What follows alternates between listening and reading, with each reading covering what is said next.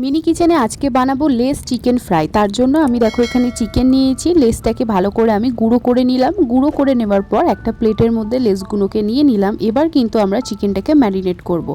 তার জন্য দিয়ে দিলাম লেবু, আদা রসুনের পেস্ট, কাসৌরি মেথি, হলুদ গুঁড়ো, নুন, তার সাথে দিয়ে দেবো স্বাদ মতো লঙ্কা গুঁড়ো, দিয়ে দিলাম চাট মশলা, তার সাথে দিয়ে দিলাম ধনে গুঁড়ো, একটু পেরি পেরি মশলা দিলাম। পেরি পেরি মশলা দিলে খুবই সুন্দর হয় খেতে। এবার দিলাম ডিমের ব্যাটার, দিয়ে ভালো করে ম্যারিনেট করে কিন্তু কিছুক্ষণ রেখে দেওয়ার পর এইবার চিকেনগুলো ডিমের ব্যাটারের মধ্যে ডুবিয়ে তার মধ্যে লেসটাকে কোট করে নেব। এইভাবে আমি সবগুলো করে নেবার পর কড়ার মধ্যে সামান্য তেল দিয়ে তেলটা গরম হয়ে আসলে কিন্তু চিকেনটা আমি দিয়ে দেব।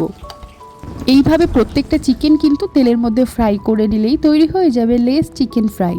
খেতে কিন্তু খুব সুন্দর হয়েছিল। নেক্সট মিনি কিচেনে তোমরা কি রেসিপি দেখতে চাও সেটা কিন্তু অবশ্যই কমেন্ট করে জানাও। ভিডিওটা ভালো লাগলে লাইক করে দিও, সাবস্ক্রাইব করে পাশে থেকো আর শেয়ার করতে ভুলো না।